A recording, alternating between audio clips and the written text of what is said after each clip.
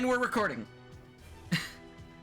For those who don't know, I was counting down and now he's thrown off. Anyway. Welcome back. Wait, hold on. Dang it, I started early now. I can't remember my opening lines. Fuck. Well, what's up, glitches? Sticking up. You know what? You say it. You say your thing. Mine's as generic as hell. Say it. Say your opening. Okay.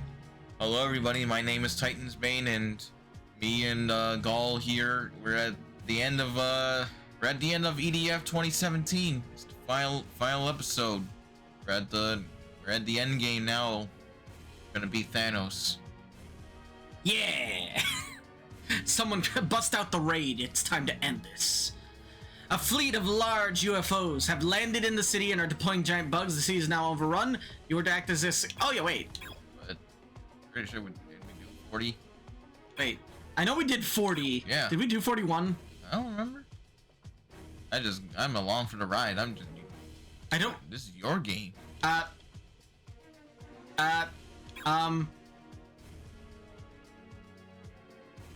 Anyway, oh wait, yeah, we beat 41. We beat 41. Okay, yeah. I remember like seeing King and then immediately going off of it. And then we finished our rant last episode. Okay. Next time, leave it on the thing. Yeah. An extremely large number of giant bugs are patrolling the city. Recon has identified a leader-like creature that we believe to be controlling these bugs. This leader is apparently enormous and highly combat capable. Careful. Selected going into combat. Going into combat. Thanks, Aegis. You're welcome. Activating Orgia mode. I don't even know if that just sounds. I mean, it does sound like that. She's, also, yeah, giant spiders. She's just as emotionless. Oh, by the way, glitches. If you guys are scared of spiders, too late. Anyway. I hope you're not scared of spiders. Otherwise, it's already too late for you. There's already a spider on your arm. Don't look at it. It will get you. Anyway. But yeah, what's up, glitches? It's time for the final episode. Yeah, as TitansBane said, it is time for the end. We got 12 missions left. And basically, if I recall right, the last, like... I'm already dead. Oh my god. The last 3 missions are basically just the final boss. Y'all bastards are like on the other side of the map while I just got destroyed. You just ran head first into them. You have no one to blame but yourself. And the spiders. Because I was assuming that everybody was gonna charge, but you all just hung back and let me die. Well, if you have a gun, why would you charge? No, you have a gun, you stay as far away as possible. Because that's what we've been doing. Now you're crazy. I don't know what you're talking about. We've been fighting with strategy and precision tactics. My ass. Anyway. But yeah, I really am glad that we managed to get, like, you know, this series out. It might have been a bit scuffed, especially in the volume department, and certain episodes being a bit more intimidating than others. I don't know if intimidating is the right word. Intimidating for people to go and watch, I think. I would say, risky, controversial, I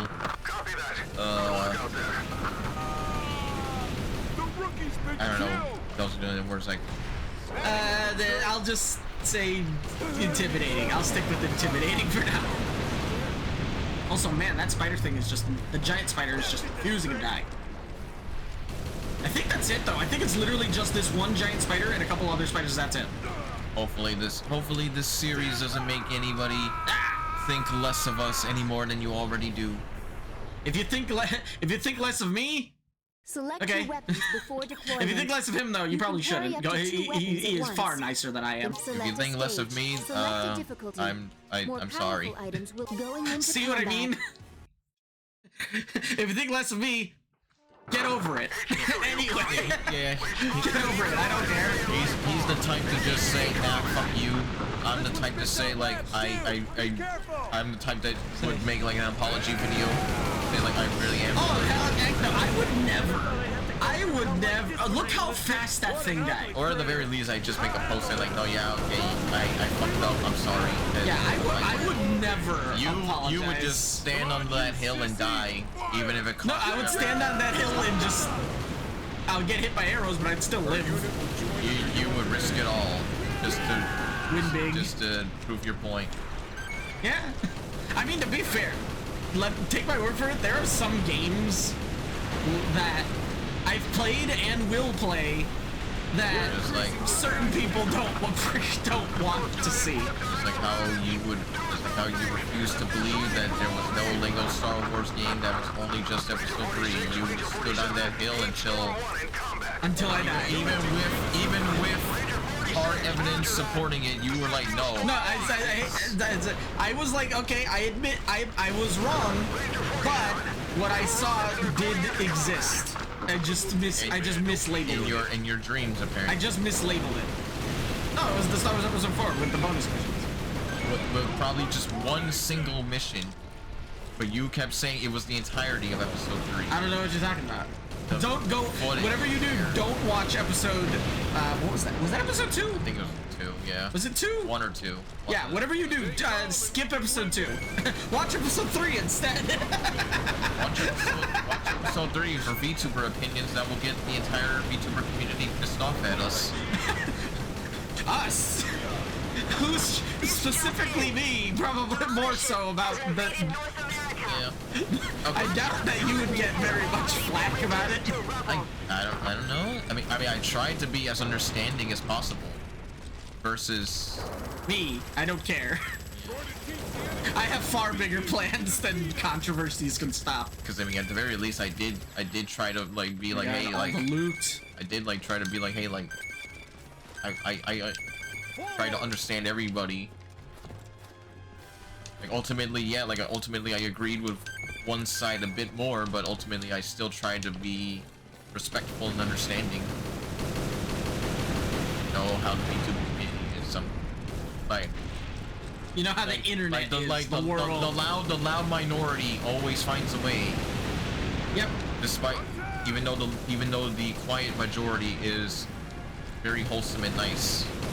But speaking of loud, thank you. Seriously. What? Thank you. Thank you. Okay, but there you for the collab. Oh, it's been fun. The first ever like 2-person collab that I ever had. You can carry up to 2 weapons. It's a nice change of pace. Every single VTuber that has ever asked you if you wanted to collab, be like, what the fuck? You know what the funny thing is? I have been asked by 3 people, and you're like, no, I can't do it. I haven't been able to because my internet is garbage. It's like, unless like the only reason I can, like, if it isn't obvious for the glitches out there listening, you know, the fact that you are literally right in front of me. I don't know what you're talking about. This is a Discord call. No, it is. What the fuck are you talking about? I can fit. What is my fist a Discord call? I don't. He just punched his monitor. I don't know what he's doing. We're screen sharing, and I literally just saw him punch his. Don't webcam. make me get the Nerf Magnum, the Nerf revolver. Chad, I'm gonna need y'all to call 911. 10 years of friendship just down the drain. Has it been 10 years? I told you this before. It's like, damn. We met in 2015. Damn. January 2015 is when we met. Time is an illusion. It's a lie. Anyway, the nest has been discovered in the mountains. Giant bugs pouring out. Huge numbers. Hole needs to be destroyed to put a stop to this influx of bugs. They're now being protected by robots too. Good luck. Selected going into combat. But yeah, like, real talk, if I had, like, theoretically I could get better internet, but, oh my god, that is loud. EDF. I could get better internet by literally moving my entire room to the back of the house. Long story short, because of how old this house is, you can't exactly wire like get a fiber wire to my room. So if I wanted, you know, stable, good internet, I would need to move my entire room from essentially the front of the house all the way to the back of the house. And that would just take an absurd amount of effort. And that would also force other people that live in the same house to have to move their stuff. Which, you know, I don't want to be a hindrance to that. But if I had good internet,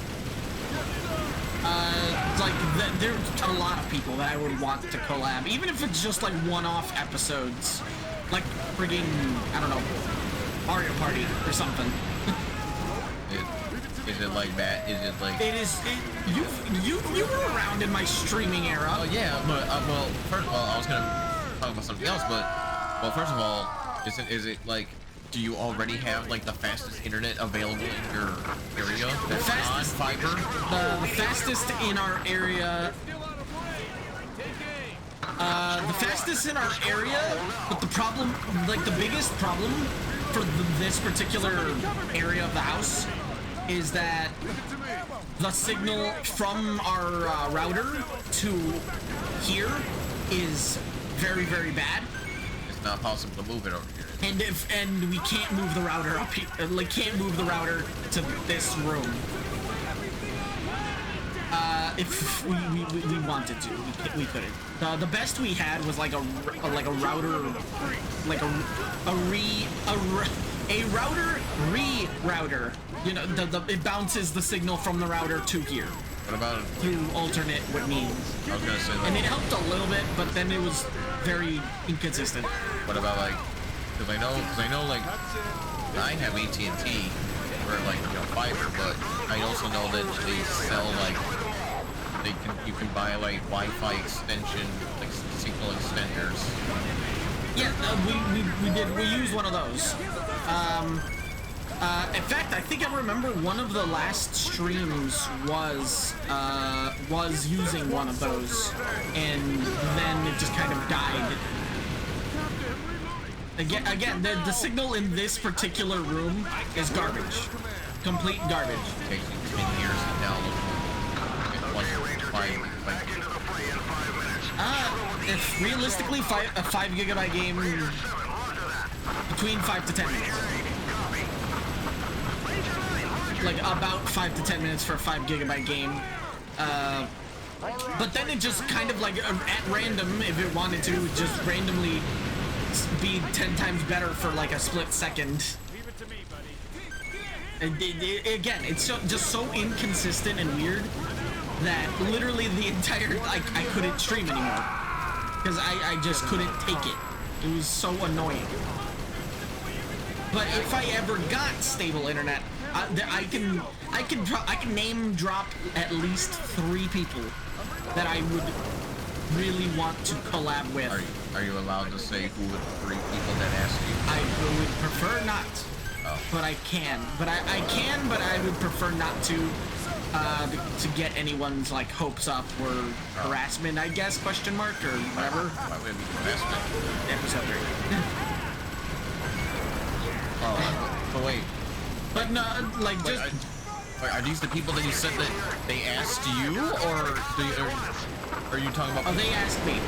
Okay, but wait, but I still don't get why would they would harass you for that. No, I'm saying not that people harass them. I know, but still.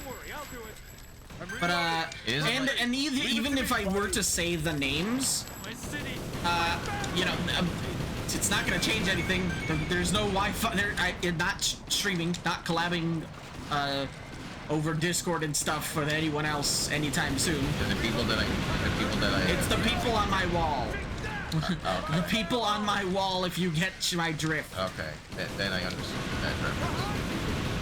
Like the people in my little VTuber room, for those who don't know. And if you do know them, first off, cool. They're great. They're all really great people. Anyway, some don't even stream anymore. Some just do their own stuff. One in particular that went to there, when you used your streaming era, they would always pop up, and they kind of just appeared on the face of the earth. Yeah, trust me, I know more, but I'm not at liberty to say. For privacy reasons on that front. Yeah. But, it's like, yeah, there's, you know, for one reason or another, can't stream, can't collab very much, except for live, in-person stuff. And who knows, I might even bring in one day, that certain other guy. Don't worry, I'll do it. Oh. What was his freaking YouTube thing? They're like Dr. Dazzle. Dr. Dazzle, that was it. Love the name. Dr. Dazzle. Yeah, who knows, Doctor, for those who don't know, this is actually the first time I think I've actually mentioned him. He's our other friend that appears once in a blue moon. Yeah, I have two very, very close IRL friends. It's just that one of them is significantly better at keeping in contact than the other. Yeah, TitansBaneYT, like, if I text him, he will respond within an hour. And if I don't, it's because I'm doing something else or I'm just... Yeah. Meanwhile, Meanwhile, Mr. Dr. Dazzle over here will not respond for at least a few days. Or a week. Or a week at minimum. Who knows? He might even respond a month later. And then he'll be like, yeah, I'll be there for sure. And then the day of, he'll be like, yeah, I can't come. Like, dang it, Dr. Dazzle. Get off. Yeah, I'm gonna, you know what? I'm gonna send him this particular episode time-stamped. Just go like, hey, we're shitting at you. So you want to gamble with your lives, huh? Yeah, he's a big gamble guy. Yep. But no, like, besides knowing him, I bet like you won't get the reference I'm making, but knowing him with his love for gambling, and I know he plays Star Rail, 100% he's gotta be a fucking adventurer. You won't know what I'm talking about. I don't know. But people that play Star Rail know what I'm talking about. Everybody that plays Star Rail knows about adventuring. TLDR for goal. Adventuring is basically a guy. He's basically a very huge gambler. That's his whole thing. And like he always gambles risky shit. And even his gameplay. Well, not really his gameplay is about gambling, but you know he uses like casino chips as like his weapon. Shit. And then like his his line for his ultimate is like bust, or maybe I'll take it all. So I can 100% see Dr. Dazzle being an adventuring me with his love of gambling. But yeah, it's like I have like two close friends. Mr. TitansBane here is far better at communication, but I really wish the other one, Mr. Dr. Dazzle, would pick up his goddamn phone. But he has work, I guess, and he has social responsibilities. Calls you on Discord mobile and immediately gets on call with us. Yeah, it'd be hilarious if he just called us right now, but like very unlikely. Very unlikely. It would be hilarious. He was like, hey, and then he immediately starts doxing. But yeah, like, maybe someday in the future I'll bring him by and I'll collab with him on something too. Probably not like, you know, a big thing like this. Like this game took freaking 5 hours and 2 days. 2 days and 5 hours ish to record. But you know, something similar, something smaller, maybe some Mario Party, I don't know. Or Doom, I don't know. But or a beat 'em up like Double Dragon. Maybe. No, I did all the Double Dragons though. I don't think there's any fight. Maybe River City Girls. Maybe. I mean, it really depends on him. Like something that you can beat in one sitting. Yeah, definitely. Well, yeah, maybe for foreseeable future, and that's not counting other videos that might wink, wink, nudge, nudge come out at a relatively soon-ish time. Wink, wink, nudge, nudge. Anyway, that are also collabs. Wink, wink, nudge, nudge. For the record, I keep winking and nudging at this guy. Yes, I know. Anyway, I know what you're talking about. I don't need to verbally confirm. But you just did. Anyway, the giant bugs are becoming more aggressive. It appears to have dug out a new nest and are beginning to reproduce. We cannot allow them to increase their numbers. We need to once again go underground, exterminate the giant bugs again. Except this extermination is only 3 missions instead of 4. Initiating operation. But yeah, like, that's the future. If you want to see what's in the future, subscribe. Leave a like, subscribe, go follow and subscribe to TitansBaneYT's channel as well. I'll probably put it in the description. I'm already. The heck? You just jumped. Oh my god, he just jumped. Why? I didn't mean to. You maniac. I walked off the edge a little bit too much. Living on the edge. Living on the edge, behind. There's a large group of aliens in the pit. Secure the area for the support team. Great show. Anyway, oh yeah, I think we never actually touched on that. It's like my favorite Spider-Man is obviously also Spectacular Spider-Man, followed by the Spider-Man the animated series from the 90s going into this would be my personal ranking of Spider-Man shows. After that, I honestly don't care about those two, about any other ones. Yeah, but there's a whole bunch. I know there's a couple other ones, and some of them are fine. Like, those are the only two I care about. Here's my personal. Oh, that's it. Oh. Oh. Okay, keep going. Personal ranking. Top 3. Well, hold on. I'll wait till after you finish reading the mission briefing. A new nest is discovered underground. Confirmed a large number of aliens in the upper reaches of the nest. You were to climb up the pit. We just entered the pit. Now we gotta climb up the pit and eliminate the threat. Going into combat. Okay, so my personal, and this is not only just including Spider-Man cartoons. This is also going to include like the live-action Spider-Man show that a lot of people don't realize existed. Well, there's 2 of them, but I only saw one. I'll get to it. So number 1, obviously, Spectacular Spider-Man. That's, in my opinion, still the best Spider-Man cartoon. If I got a season 2, it would have been perfect. It does have a season 2. I mean, season 3. You know what I mean? See, finished. If the show got a proper, you know, finale that wrapped up everything. Well, that's half of every Spider-Man show is that they never fucking finish. Like, damn it, I fell off. Okay, so Spectacular Spider-Man, all-time favorite, yes. Spider-Man 90s show, that is my second favorite Spider-Man cartoon. It's the one I grew up with the most, but I just think Spectacular was better. But 90s Spider-Man was still good. It had a lot of iconic moments, especially the symbiote arc where Spider-Man is shouting shocker. And I will say, Spider-Man the animated series is significantly longer. Yeah.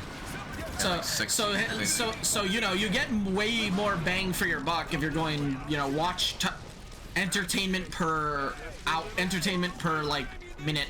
No, freaking bug pushed me off the edge, you son of a. Well, it's up to you. I don't even know where I fell. Oh, you're not even. You need to climb up. I told you I fell off. I'm trying to find the way. No, but you have to climb up. I know. I'm trying to find the way. You need to find the way. Anyways, I fell off again. Anyways, so yeah, 90 Spider-Man. That's number 2. That's number 2 on my list. Number 3, Spider-Man Unlimited. It had a very interesting concept. It had a very interesting idea. Was that the one that was like the episodes were really short and it was like 3D CG stuff? That's the one. Or is that Ultimate? No. That's the one after that. That's the one after Spider-Man Unlimited. Spider-Man Unlimited is the one where Spider-Man takes a rocket ship to an alternate Earth that's ruled by animal people, and like. Okay, I don't know that one. It's the one that aired right after the animated 90s Spider-Man ended, where J. Jonah Jameson's son, John Jameson, goes on a rocket ship, and he gets trapped in a parallel Earth that was recently discovered. So Spider-Man goes on a rocket ship, goes to the parallel Earth with a new suit that looks like Spider-Man 2099, and he has like a cape, but whatever, it's like nanotech, but goes to the alternate Earth, and the main dominant species is like animal people that was made by this human guy whose name I can't remember, and he's got like these animal knights, and then you got a human resistance that's led by John Jameson, and the whole show is Spider-Man trying to overthrow the Emperor guy. Oh, are we supposed to go there? And it was technically labeled as like the sequel to the 90s show, even though it didn't really make any references, as far as I remember, to the 90s series. But I still remember it was a good show, but it ended off with like the biggest cliffhanger that was never resolved, where Venom and Carnage, because they're in that show, the symbiotes of Venom and Carnage like basically mess things up really badly, and then the show just ended. Wait a minute, I think I know which one you're talking about, actually. Or at least I've seen that scene. Yeah, like symbiote. Didn't it have like its art style was like very, very heavy lines? Yes. Very bright colors. Very bright colors, like more like comic book shading, kind of. Yeah. Okay. I have a vague idea. And then it had like a very techno style. Yeah. And then it's ending. It's quote unquote ending at the moment. It's just the a bad symbiote ending. taking over. Yeah. And it never got resolved. It was supposed to get a season 2, but it never did. Well, I guess bad guys win. Yeah. Well, so that was number 3. Number 4. Also, there's got to be one nest left. Yeah. There's just the last few enemies just refuse to die. Yeah. Refuse to die. There's got to be a nest left. So number 4 is the one that you were thinking of, the 3D Spider-Man show that was on MTV. Yeah, there was like it was like every episode was like super short. So it was meant to be a continuation of the first Tobey Maguire Spider-Man. Huh. That's what it was supposed to be, where it took place after Spider-Man 1. Don't fall. Took place after Spider-Man 1. It was supposed to follow them in their college years, but you know that was their interpretation of what happened after Spider-Man 1. There it is. There it is. Die. Even though it didn't really make sense, because there was a lot of plot continuity errors between that and Spider-Man 1. Okay, that should be all the nests. And just like every Spider-Man up to that point, it ended with a cliffhanger where Peter's like, I quit being Spider-Man, and that was it. Just throws the Spider-Man suit in the river and just walks away and quits, because a friend of his gets put into a coma and everybody blames Spider-Man. Wait, what the heck? Wait, hold on. 2 enemies left.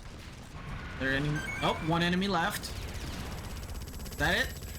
Wherever. Is it above us? Below us? Okay, you go check out below. There might be one. Oh, there it is. I got it. Okay. But yeah, it was a decent show. It was very different because it also used a lot of lesser known Spider-Man villains. Your weapons before deployment. At the time, at current least, you game know, data. like at the time, Kraven wasn't as popular. Neither was Silver Sable, and a bunch of other nowadays more well-known Spider-Man villains. But at that time, they were kind of like lesser known.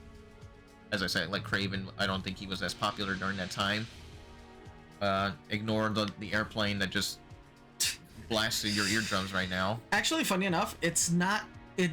Like for the record, I'm turning on like glitches who have been watching for a while probably know by now. There's like this super fan that I can activate and then deactivate to just like rapidly cool my laptop. And like funny enough, it's not that loud on the mic. When it's the only noise, it doesn't even register on the mic. But when we're talking, it comes out as like a very loud, staticky sound to the behind our voices.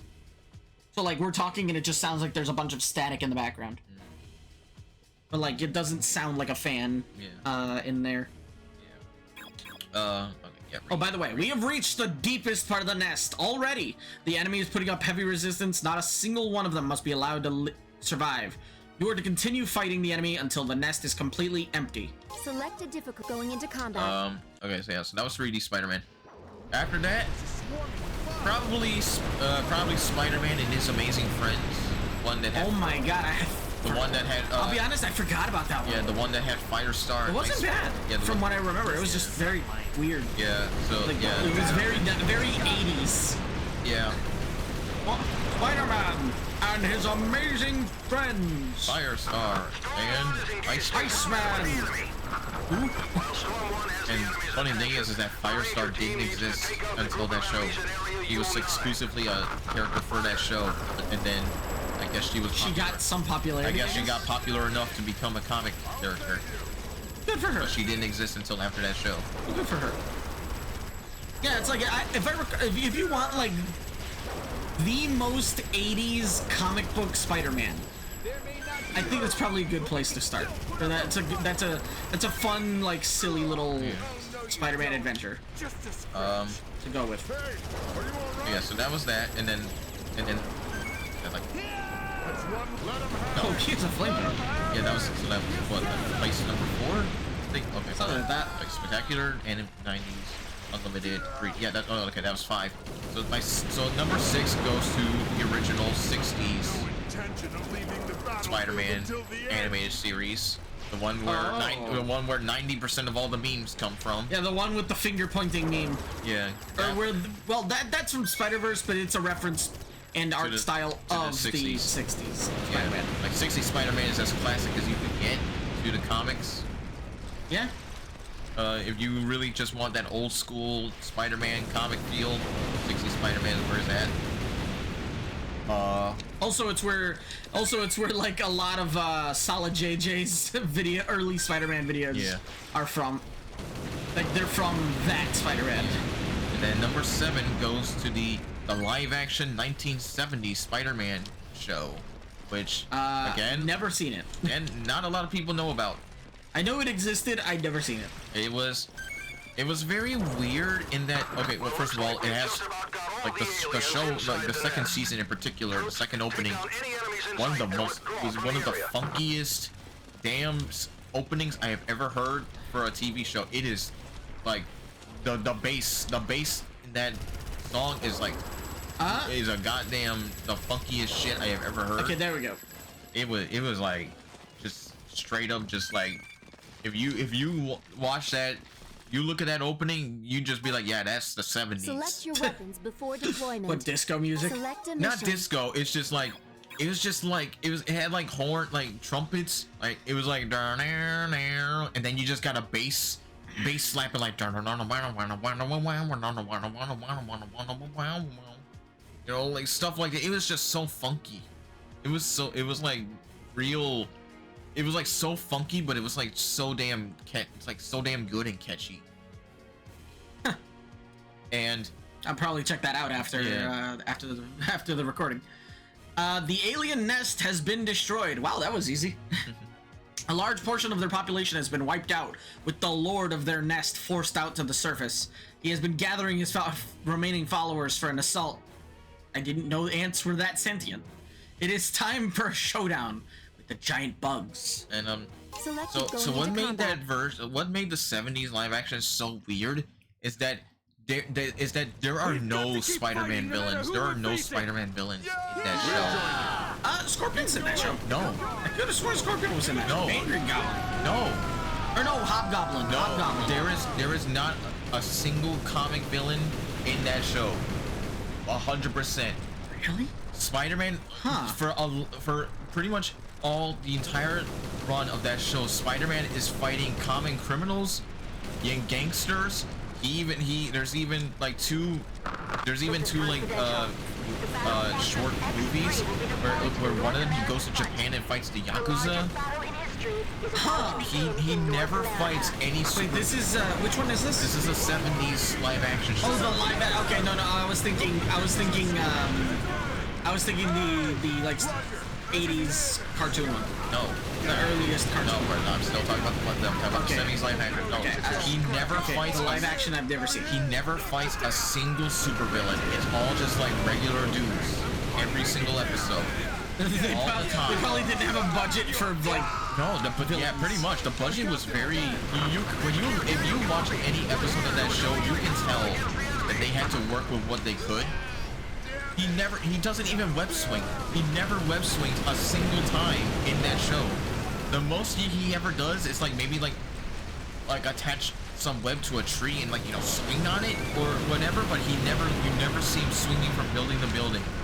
The most he ever does is just climb up a building with it, you know, wall crawl up a building and like try to find ways to parkour to the next building. He never web swings between buildings. Ever. This show sounds like a trip. It sounds like a trip. I'm telling you, it was. You know what? Show me after. It was like, send me. Okay, I'm dying. They're all ganging up on me. like I said, it was just so weird, and I only know about it because when I was a wee little lad, I used to own the VHS pilot on VHS, which was like an hour-long special pilot of the first episode ever. Oh, Jesus Christ, that fucking spider! Oh my God! Flying! It's going! It's gone! So on VHS, I used to own the pilot episode of which was an hour-long thing where the closest he ever got to fighting anybody that was quote-unquote super was a guy that was just able to hypnotize people, just like a cult leader guy that hypnotized people for his cult to do bad shit. That's the closest he ever got to fighting somebody that had quote-unquote a special ability. Otherwise, he was just fighting regular dudes. And I think it was even a moment where he got like even his spider sense was like basically non-existent because he was like running away from the dude and he gets shot in the back. It might as well have not even been a Spider-Man show at that point. He is by all means the lamest Spider-Man, even though he is still Select a one of difficulty the before still an starting. iconic Select a Spider-Man, stage. but by all means he's still like one of the weakest because again he's running away from a dude with a gun and he gets shot in the back when any other Spider-Man would have dodged that shit. You sound so angry. I'm not angry because or upset at the very. You sound angry / upset. Because again, I mean, it's a product of its time. That's as much as I can say. Oh man. The Lord of Giant Bugs has been killed. This has, however, caused the remaining bugs to become even more aggressive. Every giant bug across the country is now making a beeline for our location. Troopers, get ready to fight the largest enemy army yet. Select And then the a funniest part difficulty. is like when he's like wall Initiating crawling up a wall operations. because you can tell it's just them just putting like It's the floor. yeah, it's just a floor that they just like made to look like a wall, and you just see the guy crawling. Actually, here's a random fun fact for you. I learned that that's how they did the wall crawling things, because I never really thought about it. I just never ever thought like, oh, how do they get that effect? I never really just thought about it at all. For the Tobey Maguire Spider. No, in any media where they crawl up a wall. I didn't care enough to think about it, so I never thought it through. Yeah. I never figured it out until I played Ape Escape 3. Because in Ape Escape 3, Ape Escape 3 is all about like television parodies. And one of the levels is in a TV studio where they're recording a bunch of random like parody shows, and one of them is Spider-Man.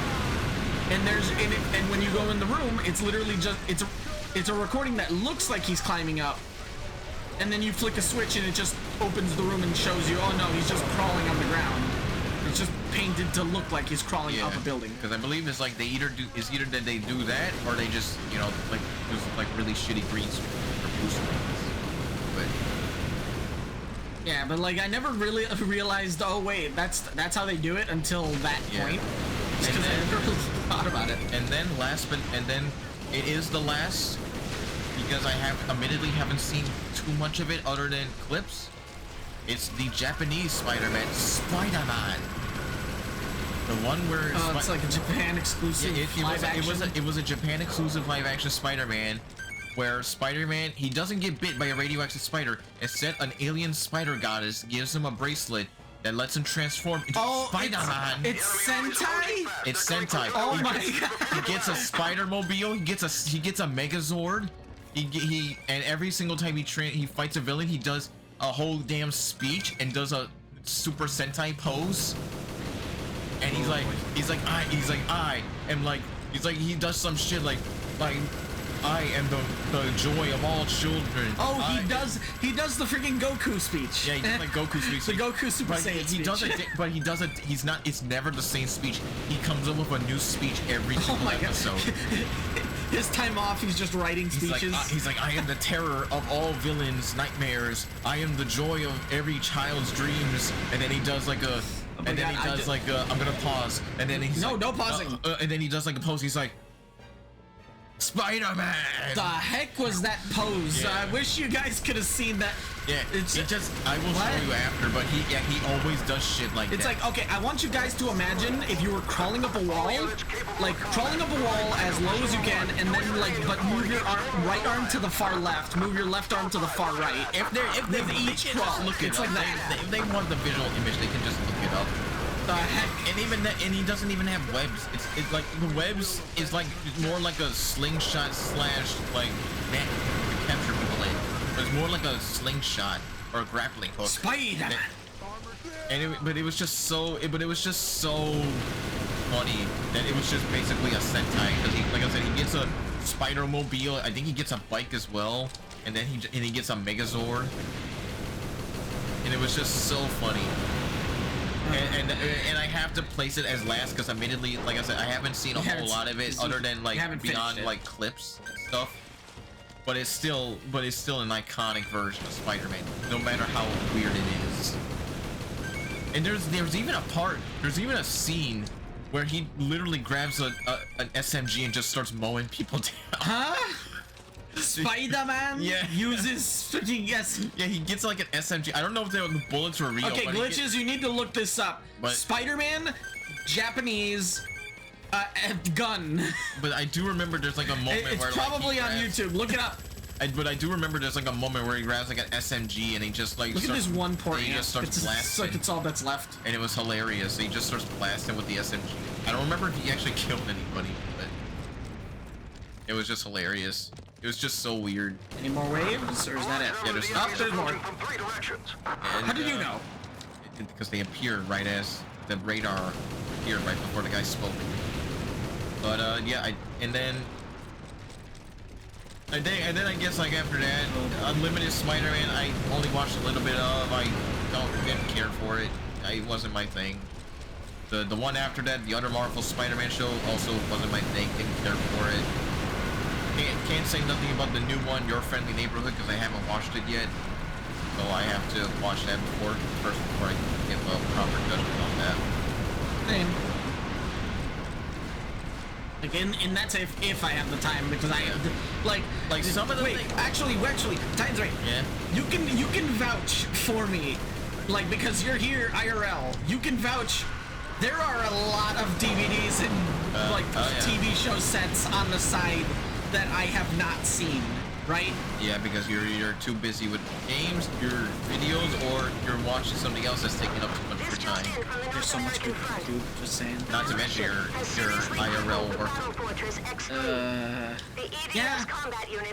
But like, I just collect a lot of movies, TV shows that I am interested in, and I just have like a ridiculous. I have a movie collection that would put at least 50% of the planet to shame. It doesn't help that it also doesn't help the fact that you keep buying shit that you know that you haven't finished other stuff. I can't help it. It's because if I don't buy it now, I'll forget about it later. Write it down or wishlist it. Yeah, stupid. Add it to the cart. And emergency, elite red. Oh, I hate this mission. I actually hate this mission. Okay, real talk. Time out. These things are annoying. Okay. First off, they hit hard. Second off, they have like 20 times more health than the flying enemies. Imagine the health of the robots, but now they can fly very fast. That and now imagine like 40 of them flying all around you all at once, and your entire team will die in like seconds. I think I tried to beat this on hard and I couldn't do it. Items will appear at higher difficulty going into combat. Do it. But yeah, these guys are very annoying. Like, what's that? Actually focusing on the game? Oh my god! focusing on the gameplay sequences and strategies, analytical stuff of the enemies of the I don't know game. what strategies you're talking about. Missile launcher. There's your strategy. I just blast. So I just started blasting. Get out of my head. I read your mind. Bow bow. Bow bow. The only way the human race can survive Extreme violence. But like, look at that. You're hitting with them with multiple rocks and they just kind of bounce. And they're just not dying. On hard mode, these guys are freaking annoying. Like on normal, they're annoying with our super amazing rocket launcher. I don't know why I kind of want to imagine that, like, since we started this whole game, I've just been doing nothing but roasting you the whole time. I just want to imagine all your VTuber friends like, my God, this guy has been saying everything we've ever wanted to say. Like we were just being nice and polite, but he did the work for us. My friends hate me. Cammy and Cereza, like, yeah, get him. Oh, Cereza especially, definitely would say get him. Get him. Despite all the help I gave. Real talk, I am honored to participate in like helping any of my friends with like their little side projects. With Cereza, I did write lore. I did commission art for that. I wrote her lore, directed her entire lore video. Got them as a Christmas present. Their like their newer intros and outros. And then when Cereza becomes like super popular, you'll be there in the corner like, I made you. No, she's already way more popular than I am. Cammy is, without a doubt, size-wise, the biggest of the three. Oh yeah. I think Cammy is bigger than both me and Cereza combined. Because I'm pretty sure there's a few times where I scroll by and I think I see her be like collabing with people. Oh yeah, recently she's been like on a roll collabing with like 4 or 5 of her friends all at once. Yeah, and then sometimes I've seen, I think I see her like maybe like 1 or twice collab with someone that's like a little like more bigger, and I'm like, okay. I know, very impressive. Especially when you consider how she started out. Yeah, she grew like the Elden Ring playthrough, like the blind Elden Ring playthrough, like just exploded her channel. Yeah. And now she can't stop playing Souls games. Okay, timeout. Real talk. Look at. Are you annoyed at these guys yet? Considering I'm not dying, no. Considering that you're dying. No, but I'm considering they're not dying. I mean, like we're hitting them so much, and they're fast, and then when you do hit them, it doesn't feel like you're hitting them. I mean, you just kind of gotta aim a little bit away from them, and usually the missiles hit. Like all the if you're just trying to aim directly at them, yeah, you're gonna miss. That's why you gotta. No, I know how to lead my shots. It's just like apparently not. Still. Apparently not, because you ain't hitting nothing. Shut up. I don't see. What's that? I just saw you miss 17 of those shots. The last 3 just so happened to kill it. I saw you miss 17 of those shots. I'm reloading. Cover me. Yeah, but I'm pretty sure my kill counter is still higher than you. You know what? They should have that. I like, even in future EDF games, they don't have that. They should have that. A local mode like a kill counter, just so like freaking Lord of the Rings, just it's like still only counts as 1. Chad, go through the video, go through this mission and count how many I've killed compared to Gaul. And just say that, and inflate my numbers by 5. No. Just do that. No. Thank you, Glitches. No, humble his ass. I killed those last 2. Both of them. Myself. I win. With 1 rocket. And my axe. And my bow. Select your weapons. Select a mission. What bow? Unknown.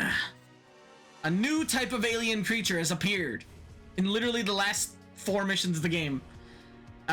It appears to be a cyborg version of the Valak Dino Mech. Several units have already been deployed. It's already a mech. Where you need a cyborg?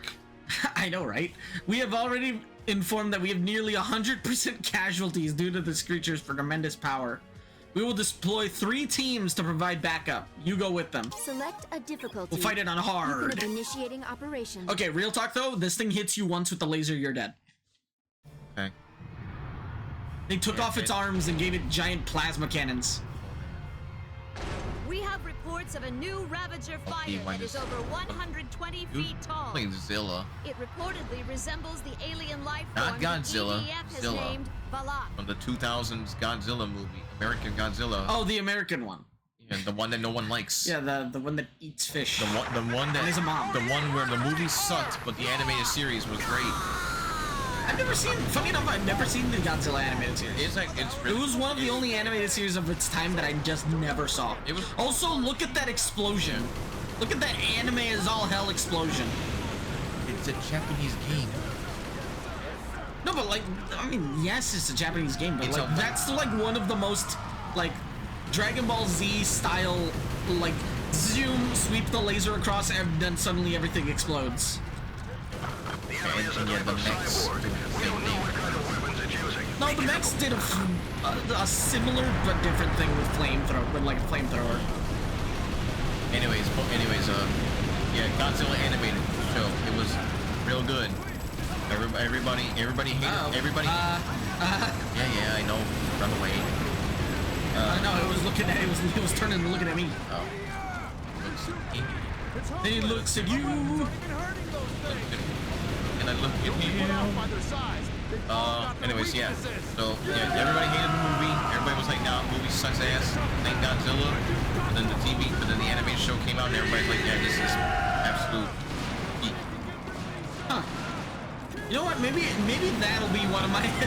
I should buy the DVD box set of it. and put it on. Early 2000s. Add it to my collection and put it and wait for another freaking. Like the 8. Like. That was only one. Oh, hey, we didn't die. You didn't even hit. I only got half health. The 80s to the early 2000s was always that weird period where they started making cartoons of things that were just weird to make cartoons of. X-Men. I mean, not X-Men. Not X-Men. Not X-Men. X-Files. I didn't even know it was animated X-Files, but Yep. And I there know was Men in Black, but and Men in Black. And Men in Black. But I meant like And yeah, there was. I'm pretty sure there was an X-Files anime. Not anime, cartoon series. I didn't know that. But if there is, I didn't know that. I'd have to double check, but I'm pretty sure there was. But you know, things like fucking Mortal Kombat, like Defenders of the Realm. Oh my god, I forgot that existed. Sonya Blade with her combat time. Oh my god. That was one show. I'm like, why? Like, who thought like, yeah, let's make one of the most violent video games ever, Rated- turn it into a kids cartoon, Kids cartoon. and then making the catchphrase be combat time. With a K. You know, then you got shows like, you know, Godzilla. Like, who would ever thought like. Oh, it's in. Then you have like, then I don't know if any of the glitches or anybody watching ever saw the movie I think it was called like Exterminators or Extermination. No, not Evolution. It was a movie called Evolution. And it had like the logo was like a smiley face that had like 3 eyes because it was supposed to be like an alien. Like it was a whole movie about these like scientists, nerd scientists, and they, you know, alien invasion. It was like a comedy sci-fi movie called Evolution, and then they made an animated show about it. Never heard of it. I think if you probably saw maybe the logo, you would probably know what it was. But You said like it's like an alien head with 3 eyes. no, it's like a smile, like the emoji smiley face. With 3 eyes. Yeah. Hold on. And then Because I'm getting like a vision of like a alien head looking thing. it was a with 2001 3 eyes. movie. With three black eyes, yellow 3-eyed alien head thing. Yeah, this was what the logo looked like. Yeah, that thing. Yeah. Okay, I've seen the logo. Yeah, and yeah, so it was a 2001 live action movie that they later turned into a animated film. Huh. Even Stargate had an animated show. Did Star Trek have an animated show? I would not be surprised, but I don't know. There's been, I don't know, I don't remember if during that time period, but there's been plenty of Star Trek animated shows since. Oh, I know since, yeah. Yeah, but I don't remember if there was one during that time frame between the 80s and 2000s. With the exception of... Oh, right. I forgot about that. Like, we were talking over it, but basically, while we were dealing with this thing, a bunch of other ones of this thing and, like, the leftover alien army basically wiped out the rest of the EDF around the world. With the exception of our division, EDF forces around the world have been beaten to the brink of defeat. Without reinforcements available, our defeat too seems inevitable. A large enemy division is gathering in the ruins of what was once Tokyo. It appears they are preparing an all-out assault. We will issue a preemptive strike and fight back no matter what the cost is. So 3 missions left. So what this game is saying is that when an alien invasion happens, Japan are the only ones that can handle it. And even then, Tokyo doesn't survive, sadly. Well, Japan, you better bring back that giant-ass Gundam that you decommissioned. Hey, that'd be amazing if they actually ever, like... No, you know what? They didn't decommission it. They hid it in the secret underground bunker, and they're having their scientists... Waiting for them. Top scientists working on it. Waiting for them to start building an Ava next. Zaun Kokudo. Hey Japan, if I can make a personal request, can you build Megas XLR? No, if anything, the US would build Megas XLR. Yeah, but I feel like Japan would still do better. No, Japan would make it better, but like the US would definitely be the first one to make it. I mean, yeah, it's core, yeah, because it's an American show, but I'd rather trust Japan to not. No, I'm saying more so like its functions and stuff were very, like, besides the sci-fi, besides the fact that it was a robot, it was a very American robot with missile launchers, machine guns, everything, very American. Yeah, America. And speaking of also cartoons, like, still, I don't know if I'm like in the minority or whatever. I've always did kind of hate how the original Clone Wars animated show pretty much is like the 2D one? Yeah, non-existent from anyone. Like, it just seems like it's been wiped from canon. I think for the most part, yeah, it has because it wasn't made by Disney, so it's like, oh, it doesn't exist. The one, I think it was like made by the Samurai Jack. Yeah, by Gennady Tartakovsky. Tartakovsky. Yeah, I don't remember. His last name is hard to pronounce. The Samurai Jack. Yeah, the Samurai Jack That's all I gotta say. And Primal. I remember immediately I do think that some of the character designs were a little weird looking, especially for like Palpatine. Yeah, but like the actual action and music and stuff was all, the cinematography was great. Oh yeah.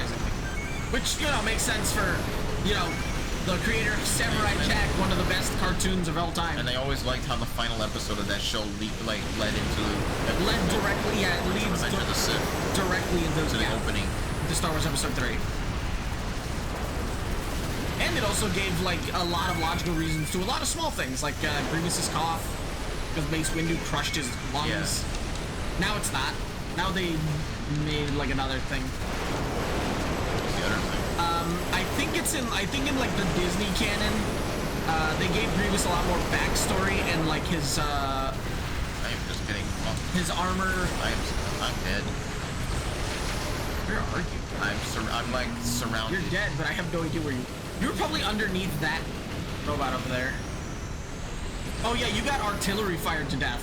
Okay, so Grievous is what? Oh yeah, and it's like Grievous and his species were like. They got like shitty immune systems or something? No, they were like a warrior tribe that were getting defeated, and then he was basically a prototype for Anakin's tech.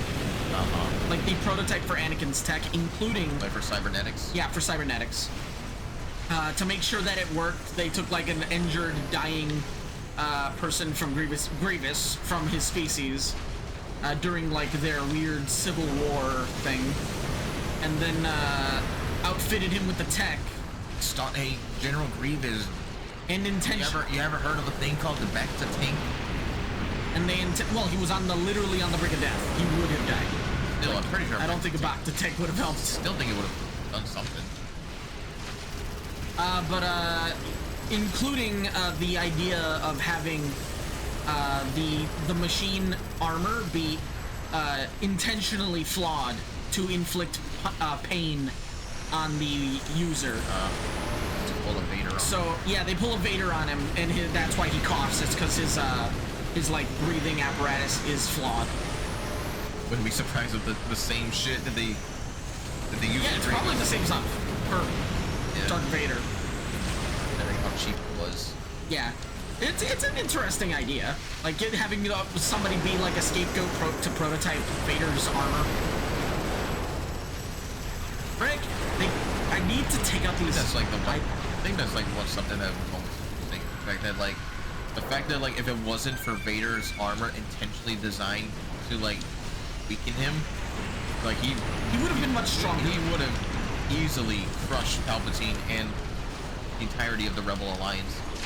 Well, there was also another side effect of that armor. It's like it's intended to, be uncomfortable. Yeah, that's what I mean. No, but like that's to make the dark side, the dark side of the Force stronger. Yeah, but physically, yeah, physically he still couldn't use it. He's weaker, but his Force power would get a boost, essentially. Yeah, but he couldn't really. Yeah, but I don't think he could really. Can't move. I don't think he was able to really use his full potential because of those still. Oh yeah, Anakin, if he was like, I think they have confirmed it. Like, I don't know if it's canon anymore, but I'm pretty sure there are comics and stuff that have like been what if he was never turned into Darth Vader. Theories and all that. No, like comics themselves that showed like Anakin full potential being like stupidly strong. I think I remember stuff like that, but they were always like visions or dreams that he could have. I wouldn't know the specifics. I'd have to look it up. But just like if like Anakin, if he had never become Darth Vader, would have been like way more powerful than anything in the known universe. Yeah. Like to the point where even like in theory he could have just single-handedly killed the Force gods. I know sometimes I'll look up like goddamn. I know sometimes I'll look up like fan dudes, like like the one where it was like the most popular one would be like, oh, if Qui-Gon had lived and none of the stuff from episode 2 and 3 would have happened. And technically, yeah, because Qui-Gon, like, who really was the better teacher. If Qui-Gon had lived and not get killed by Darth Maul, then yeah, most likely Palpatine would not have been able to turn Anakin at all.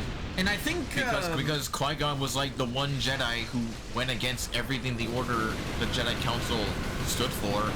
Yeah, and I think it's also confirmed that Qui-Gon's like fighting style is one of like 3 people that were were specifically designed against Palpatine's fighting style. So like if Palpatine fought Mace Windu, Qui-Gon, and like one other guy, I think it was Plo Koon. Like if he fought those 3 in particular, that he would have lost. Right. Because their fighting style is specifically designed to fight him, or his fighting style. And I think, and there's like so many reasons why, for Qui-Gon. It's also like one is like I said, like I mentioned, like one is that Qui-Gon was like I wouldn't say the outcast, but more like the guy who was always the unconventional type of person. Like he would always do things that the council didn't. Yeah, really he's like a middle ground between Obi-Wan and Anakin. Like he was more about like, hey, I'm not here to serve the council. I'm here like the Jedi to do the right thing. I'm all about the Force. I do what's right for the Force. Yeah, as I put it as like a middle ground between Anakin and Obi-Wan. Like Obi-Wan is very much towards the like a smidge too much in the like order. Yeah. Whereas Anakin is a smidge too much out of the order. Yeah. I mean, hell, like they even offered Qui-Gon a seat on the council as like a Grand Master, but he said no, I don't want it. Like he refused. All in all, Liam Neeson is amazing. And there were a lot of people that said like, hey, probably if like Qui-Gon was Anakin's master still, but probably. Because considering the fact that Qui-Gon wasn't really all about the Jedi Code so much, Anakin probably wouldn't have felt the need to hide his relationship with Padme from him. Considering he probably would have felt that Qui-Gon would have been more understanding versus Obi-Wan. Even though really, Yeah, I still think that. I think it's implied that Obi-Wan already knew. Yeah, he already knew. I still think for that, quite a while. I think still. I'm of the opinion that if Anakin had told Obi-Wan, I think Obi-Wan would have, I think Obi-Wan would have understood enough to keep it quiet, considering that. Wasn't there like didn't Obi-Wan have a love interest in the Clone Wars show? Yeah, she does die. Yeah, but I think he did have a romantic, love interest. So I would think like Obi-Wan of all people would have been more understanding if Anakin had told him. Yeah, it's like, honestly, real talk, one of the most heartbreaking moment in the entirety of Revenge of the Sith. Yeah. And in my opinion, probably the most heartbreaking moment in all of Star Wars, in my opinion, is just Obi-Wan talking with Padme going, "It's Anakin's, isn't it? Yeah. I'm so sorry." And then he leaves. Yeah. Like, that is I'd say another heartbreaking moment. Have you ever watched the Obi-Wan show? I actually haven't. Okay. Well, this is kind of a little bit. Well, go ahead. Just go. Nuts. Yeah. So anybody that haven't seen, I don't have the time to watch it. So there is a scene. So there is a scene in the final episode where Anakin or Vader and Obi-Wan are fighting, and there's a scene where there's a scene where half of Vader's mask gets broken off, and when they're fighting, first the first half, the half of his face that's revealed, you see the red light, and then Obi-Wan is talking to Vader, saying he's apologizing to him. He's saying, "I'm sorry, Anakin. I failed you. I'm sorry that I couldn't help you." And then for a few moments, the red light on Vader's face turns to blue, and Vader says in Anakin's voice, "I am not your failure," and as a way to tell Obi-Wan "Hey, what I became isn't your fault." And so, and then afterwards, and then it goes back to being a red light, showing that Vader is back taking over. So for Obi-Wan, at least for Obi-Wan, he has that knowledge that Anakin doesn't blame him for what he is, but it's still heartbreaking that he still lost someone that he considered a brother.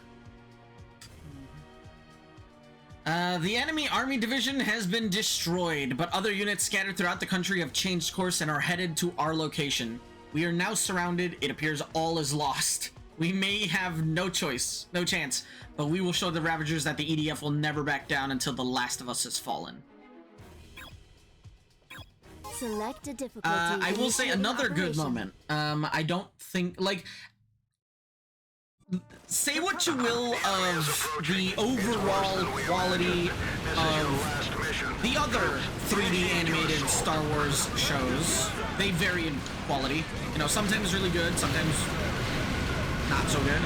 But, the same style that the 3D Clone Wars has.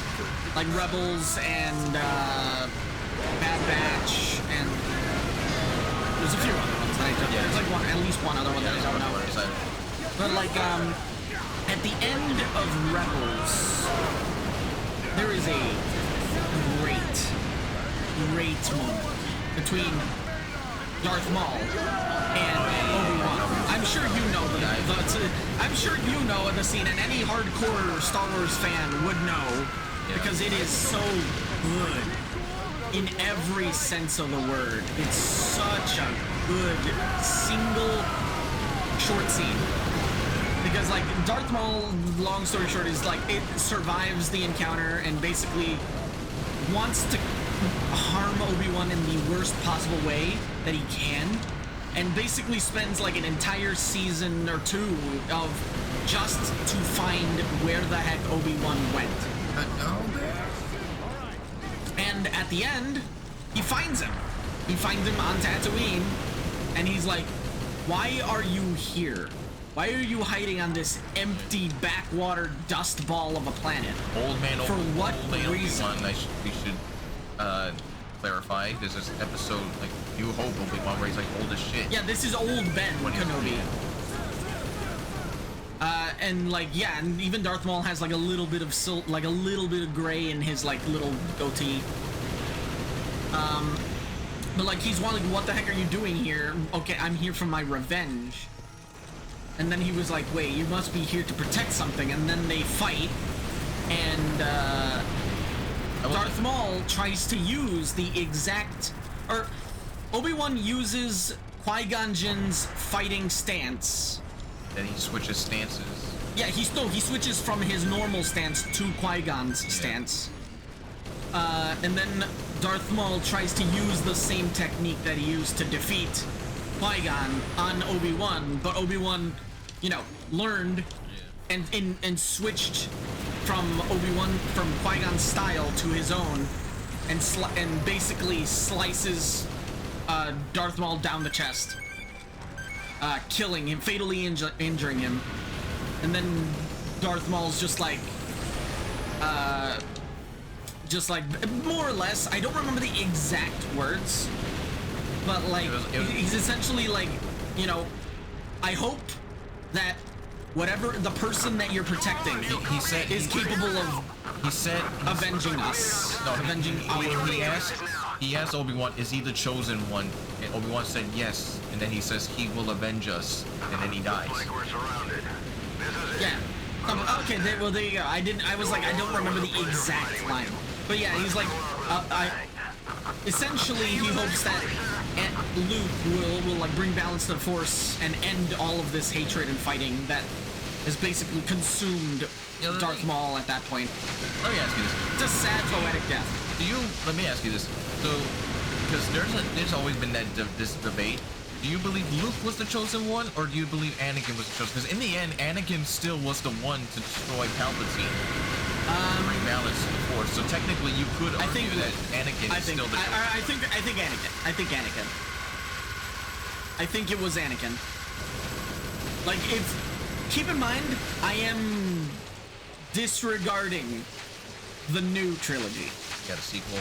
Yeah, I'm disregarding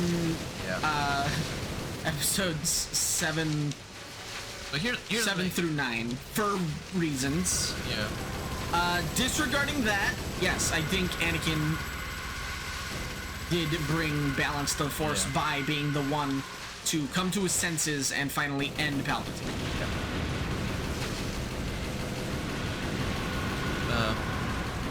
Although, don't get me wrong, Luke did, like, if Luke didn't do his thing, I don't think he would have. Yeah, he wouldn't have been able to. He wouldn't have been able to. Alright, because I got my own things to say about the sequel trilogy.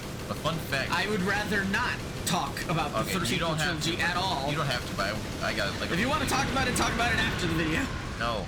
After recording, we're not talking about it on this video. It's not like it's just like for one specific thing, not like the whole trilogy itself. You have a minute.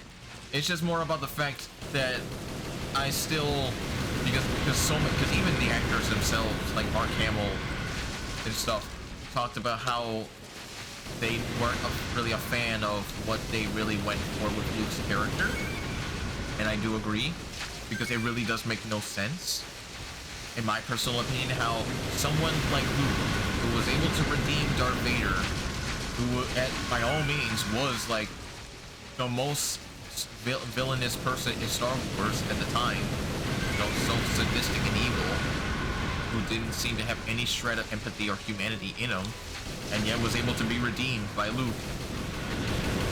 You have like that same person, and you're supposed to believe that because of some vision of a potential future that may or may not could have happened, Luke just decided, yeah, I'm gonna go full murder mode on Leia and Han's kid, based on something that might not happen.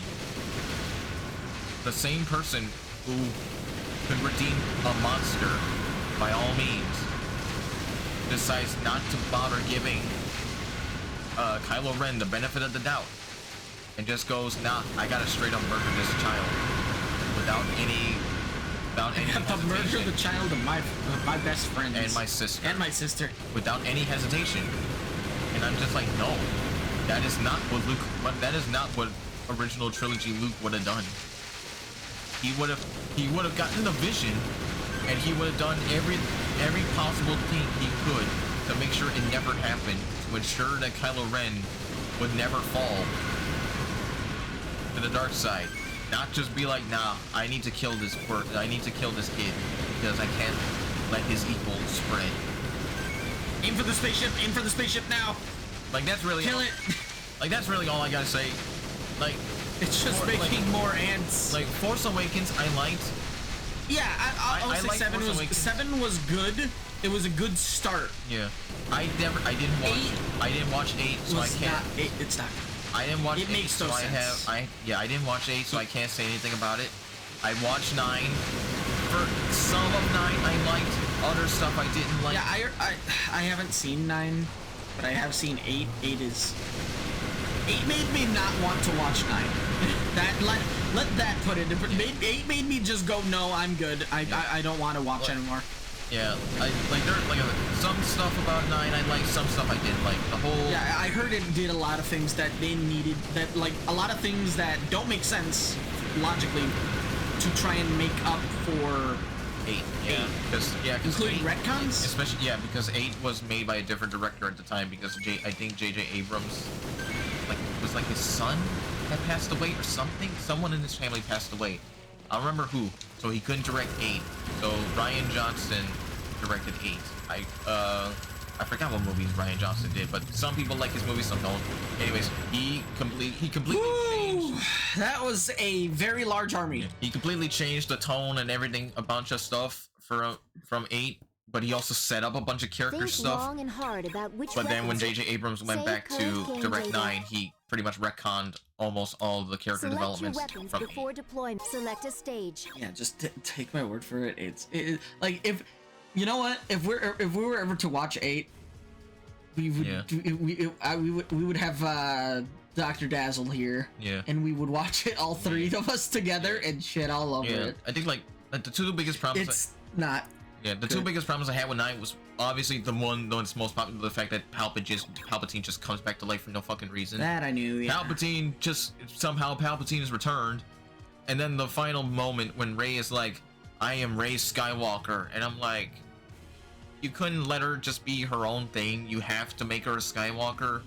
Like, I get you want to do it as like a way to honor Luke and the Skywalker line, but you could have just made her be her own thing instead of just forcing the Skywalker name on her. Ha. Forcing it. Anyway, final mission of the game, Starship Troopers. which is a fantastic movie. The first one especially. The other 2 are mixed I have bag. never seen a single Starship Trooper movie. I think you'll find that entertaining. If you like, if you've seen the introduction, the silly introduction to Helldivers. Yeah. Okay, if you like that, you'll like Starship Yeah. Troopers. I know I think on Amazon Prime, I see the 3D CG animated Starship Trooper movies on there, but I actually have not seen that one, or those ones, but I've seen all 3 of the live action ones. The first one is good. The second and third one are okay. Like, considering that they are intentionally trying to be very cheesy, weird movies. The first one is good. The second and third one are mixed bag. Like, you can take or leave the second and third one. But like, they are the inspiration for this, and by extension, and also the inspiration for Helldivers. And now they have their own game. It's actually it's good. It's just I don't play the online mode, so I play the single player content. The single player content's just kind of okay. doesn't the game require you to be always online, even for single player? Pretty sure it does. Don't think for the single player. I have to look that up because I think that was. You'd have to double check. Because I think I remember I wanted to. No, I think Helldivers just. Well, no. Yeah, Helldivers. I know. Yeah, that, Helldivers needs to be online. But I think I remember reading something about Starship Troopers need to be online only for single player stuff, and I'm like, I wanted to get it, but. It's I would have to double check. It's like a solid 7.5 game, like the single player. The only thing that I have like a big problem with in the single player is that the environment is very, very dull. Like 70% of the environment is like when we were underground in the hive of the ants in this game. Yeah. Like 70% of the environment is that. Right. Like I like. Hopefully one day or if they ever decide to do so, they could add some outside areas, but I doubt it. The mothership has finally shown its true form. It appears it is intent on destroying us and putting an end to our existence. There's nowhere to run. We will gather our remaining troops and conduct One final assault on the mothership. Select a difficult. Initiating operations. We are gonna die. Yep. Let's go! Yeah. Actually, The mothership is about to begin its EDF. attack. take out the spaceship, take out the spaceship, kill it now! Oh, I can't aim. And the Earth will be destroyed. Says you, I landed a few hits We only with this have camera one angle. hope. We must destroy their mothership now. That is the only way we One, can save one last thing I humanity. want to say about Clone Wars and Rebels, EDF has been left especially for Darth and the Maul. enemy has Any other escaped. UFOs? There's another one. But no But matter did, the so, circumstances, well, we maybe have you no already fight. know. We will never let the enemy see the EDF So did you retreat know from battle. that the person who Focus all voices Darth remaining Maul is the forces same on the guy that mothership voices and Star bring Killer them in down. Force Unleashed? Okay, yeah, I heard about that. Oh, by the way, Star Wars Force Unleashed, sometime this year?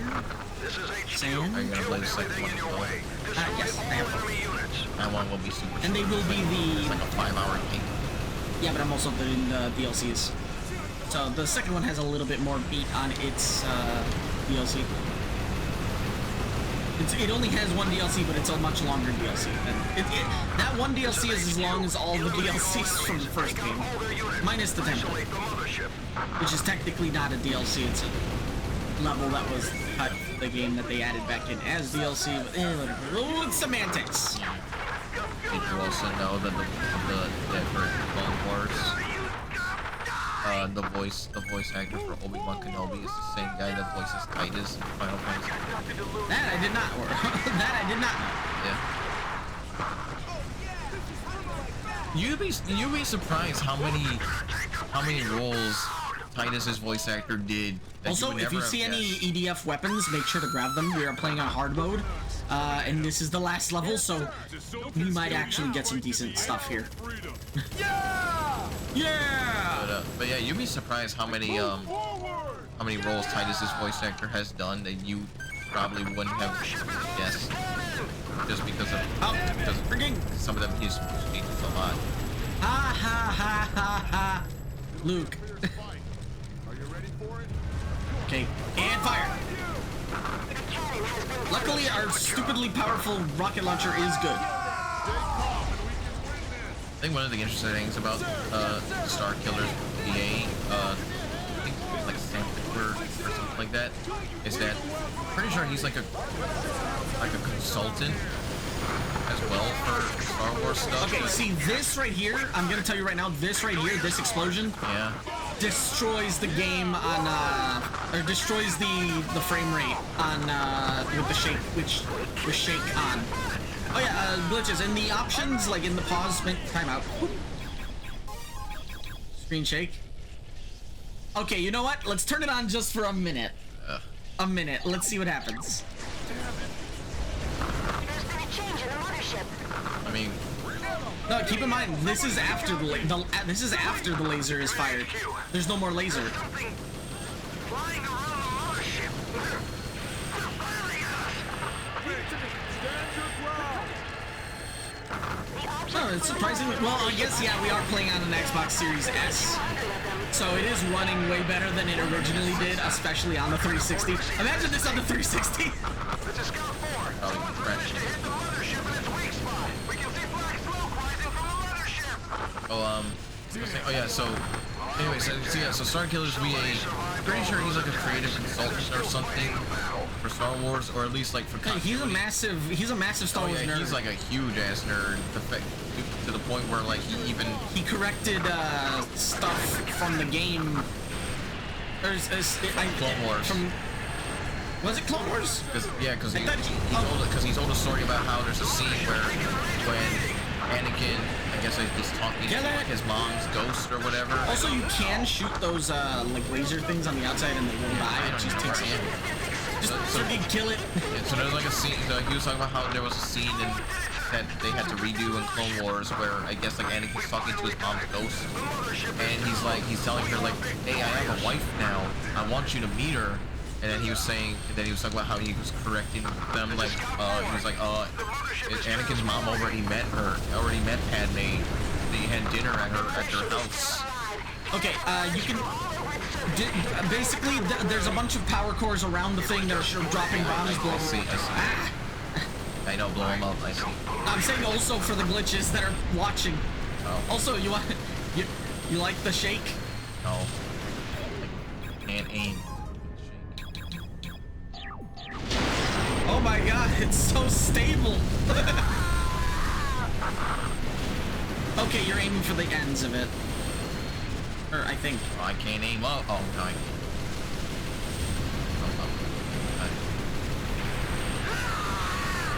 I'm screaming in my ear. Well, what do you expect? They're dying. Turn off the communicator. I don't need to hear your scream. Okay, that laser cannon is dead. Ah! I'm about to die. I need help. Where's... I'm dead. Oh, not yet. Well, I'll bring it here. Communication has failed with the combat units. I'm a firing my laser. How am I not dead? I am about to die. How are you not dead? I'm about to die because I got 4 8. I'm dead. Save the world. My final mission. The final battle. Okay, I see some health. I don't think I'm gonna make it. Also, police, they call an ambulance, but actually for me. Oh, you better dodge roll like souls. Okay, I'm a little bit better. Still not great, just better. Immediately gonna lose that health. Get all that. Turn into Toho. Freaking Toho. Glitches at 1,000. I can't see. Glitches at 1,000 subs. He'll play a Toho game with the hardest difficulty. No. Is anybody left on the battlefield? Nope, I'm dead.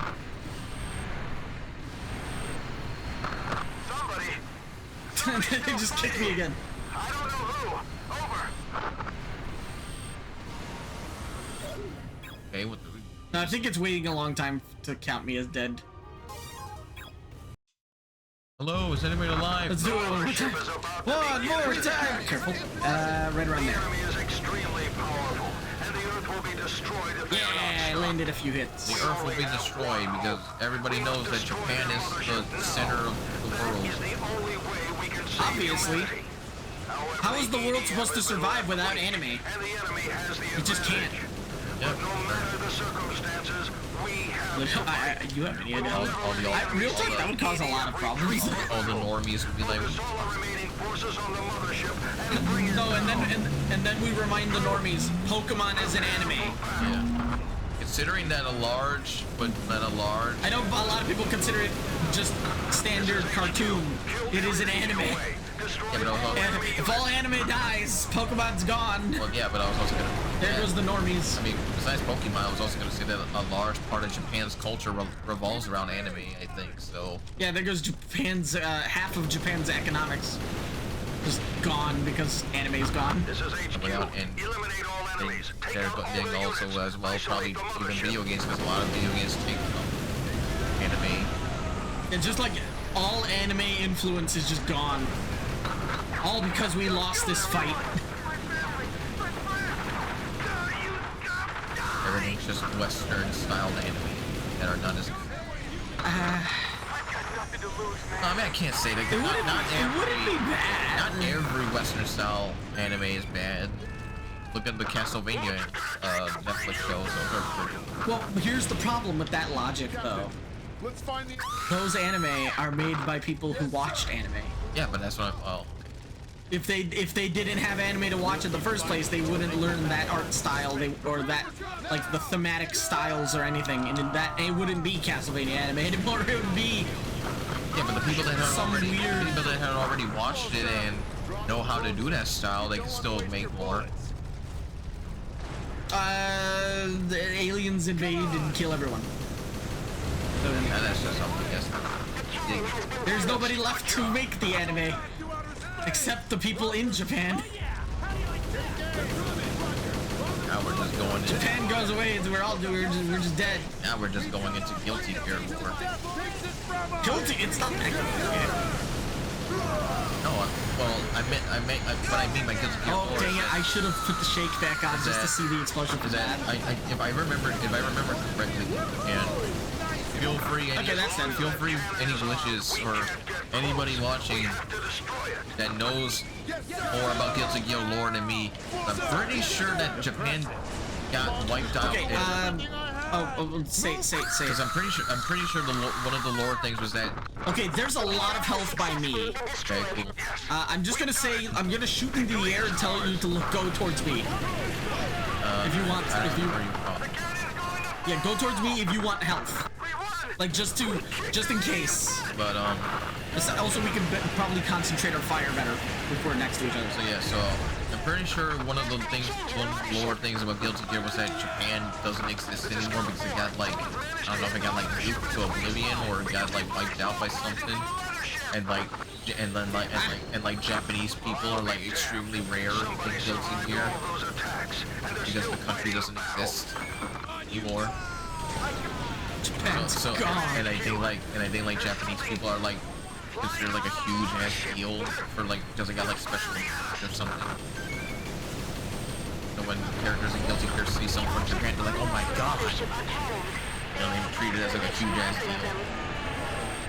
Again, if I'm wrong, then I'm pretty sure someone will correct me.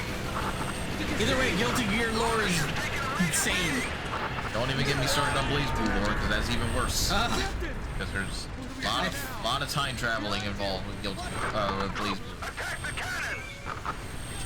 Okay, yeah. Oh, okay. Now he's saying attack the cannons. Attack the Titan.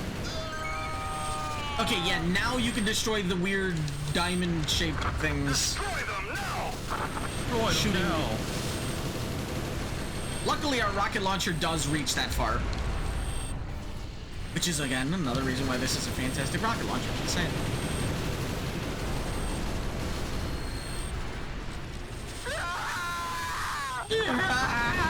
Oh, okay, that actually hit me. Can't focus on the diamonds, but I'm being surrounded by every alien and their bomb. Alien just walks by, grabs a bigger alien, just hands a smaller, tiny, baby-sized alien a gun. Go out, good boy, go kill the humans. Am I aiming at the right thing? No, these weird diamond things that are shooting the lasers. The shields. Yeah, okay, its core is revealed, its core is revealed, its core is revealed, its core is revealed. It's exposed itself. Ew. Why do you always have to take it? The heck am I supposed to think with freaking exposing? How? I don't know, but your mind always goes to the gunner. That says more a lot about you than it does me. Never mind, you're crazy, nah. All your friends are like, wow, this guy's weirder than I thought. Okay, now it has the giant, like, super cannons things that popped out. It was just playing with us the whole time. It was just playing with us, holding back its true power. Look what they need to mimic a fraction. No, look what we need to mimic a fraction of their power. Think, Clark, think. Okay, I need health, and I accidentally wandered away from where I had the health. Where is it? No! I specifically waited there for health, and now all the health is just, I can't see. Kill some aliens. I don't understand how anybody can do this single player. Well, I did it on normal. Yeah, but on harder difficulties. It's especially Inferno. Well, to be fair, you'd have a bigger screen. You'd be able to see a little bit more to the left and right. Still, with all this shit on the screen, even on Inferno, I'm dead. I don't know how. Well, it's up to you. I don't know how anybody could do this on Inferno single player. Well, hold on. Here's the two things, really. One, again, you do get better and better weapons, like the Cascade 2, which is basically twice as powerful as the one we got. And then there's like really powerful sniper rifles that are actually even stronger in terms of raw power and range. Machine guns that are like twice as good. There's just a lot of weapons and stuff that are technically better than what we got, even though what we got is still pretty good. Somebody's still fighting. Oh, they're like, everyone's dead, but somebody's out there still fighting. Who is it? It's Storm 1! Everybody's dead except for me, who's talking. It looks like there's a green item behind you to your left. I don't know. It could be health. It could be armor. Oh, it's just armor. It's useless. What does armor even do? It increases your health by 1 at the end of the level. Like after you beat the level. At the end. Yeah. Like originally, when you start the game for the first time, your health is 200. Our health is 1,394. This is Ranger 7. Basically, for every single one of those red armor things we pick up, it increases our maximum health by 1 point at the end of the level. Like after we've beaten the level, it dropped nothing. Storm 1 is in combat with the mothership. Alone. I repeat. Storm 1 is in combat with the Oh, you're near mothership. where I died. My controller shook that one for that one. Yeah, I think. Okay, we might have to put this to normal. No, TitansBane, no! Can't even focus on the stupid shield because there's just too many enemies. Wait, hold on. The Siri activate Darude Sandstorm. Oh, kill the ship. Aim for the ship. Maybe if you kill it, maybe if you're lucky, if you kill it, it just will stop.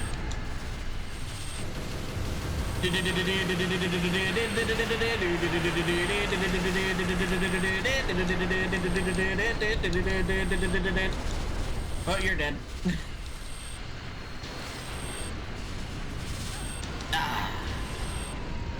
I don't know. It just seems a little unfair having so much on screen like that. A little. Select initiating operations. I know, and I managed. Here's the thing: if I recall, it did take me several tries to beat it on normal. The mothership is about to begin its attack. Okay, we're playing on normal now. We will beat this. It's just a matter of like whether or not we will both survive or not. But we will beat this. But yeah, it's like a single player. This did take me multiple tries to beat this level the first time, or to beat this level on normal. On easy, I could probably do it no problem. But like, you know, first time through, you probably not. Like, my advice, like, if you really intend to go into like Inferno mode, like a maniac, would be probably to play the entire game on easy, then play the entire game on normal, then play the entire game on hard. Like, move up one difficulty every time, so that you can, you know, get lots of armor, get more health, get more weapons. This is HQ. Eliminate all enemies. Like, that's the only way you're beating Inferno. I'm curious. And then there's certain levels that are like technically better for grinding weapons. I'm curious. Do items like disappear if you don't pick them up after a certain amount of time? I don't think so. I'm not sure, but I don't think so. That also might explain why they're 2D pictures instead of 3D items. It's so that they can, you know, they don't have to worry about that. Oh, is it bringing out the laser? Not yet. Oh, she's dead. Girl screams to death and everybody's like, yeah! Oh, actually, wait, can we even do that in this game? Don't break formation. No, we can't do that in this game. Dang it. No, yeah, in the other EDF games, I think from EDF 4 and onward, I don't know about 2. I don't know if there is an EDF 2. Oh, see, we already destroyed it. It didn't even get the chance to fire. We already destroyed this thing. The cannon's going to fall! We won! We kicked their alien butts! Yeah, we won! Now we're dead. There's been a change in the mothership. Disturbance, of course. Nah, that's good. HQ, there's something flying around the mothership. They're firing at us. All these random little laser turrets. Luckily, funny enough, I think we might kill this thing too fast now. Approximately 200 of them. Skill issues. For the aliens? Oh. Or for us? Oh. Because we couldn't beat it on hard. Facing its attacks. Storm 1 did it, sir! Storm 1 took down the mothership! We finally done it! The mothership is down! We are We did it. victorious! That was...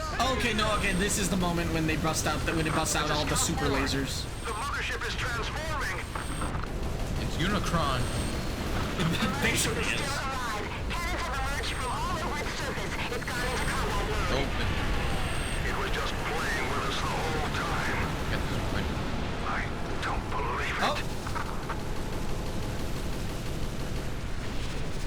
Yeah, I think you did. The rest of the lasers turned off.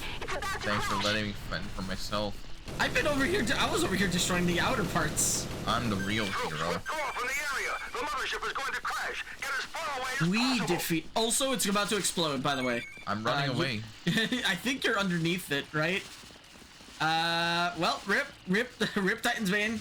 I am the hero that this world needed. I've lived, bitch. Damn it. I mean, yay. Good job. Yeah. 2018 AD, the EDF successfully takes down the alien mothership with a bright flash. The giant spacecraft explodes into pieces. Soon, the surviving Ravagers are also exterminated, along with 99% of the planet. Basically. Peace returns to the planet. The people are heard chanting a single name. That name is TitansBane. That name is. EDF. That's not a name. EDF. That's not a name. That's 3 letters. Eric Daniel Frederick. That's his name. Eric Daniel Fortescue, What? who would later be shot in the eye and turned into a medieval skeleton. Oh. I didn't. At first, I didn't understand the reference because I haven't played medieval. His name is Daniel Fortescue. Also, it's a great I just game. know him. I just know also, him as it is Sir Dan. That's all I know. It is a great game, and I am buying it for your freaking PS5 because it is. Just buy me EDS 6. Buy me 6 then. Why 6? I'll buy you 5. I want the newest. 6 is not good. It's not as good. I want the newest. But it's not as good. 5 is better in like every way. Yeah, but I still want to at least try it because it still looked interesting enough for me to want to try. You're probably gonna get bored of the repetitive sections. I've played plenty of games where I'm like, Um. and it's like, Okay, what's your opinion of being forced to replay the tutorial? I mean, I don't really mind. It's like the tutorial short. 3 minute, 5 minutes. Yeah, that's tutorial. not bad. Multiple times.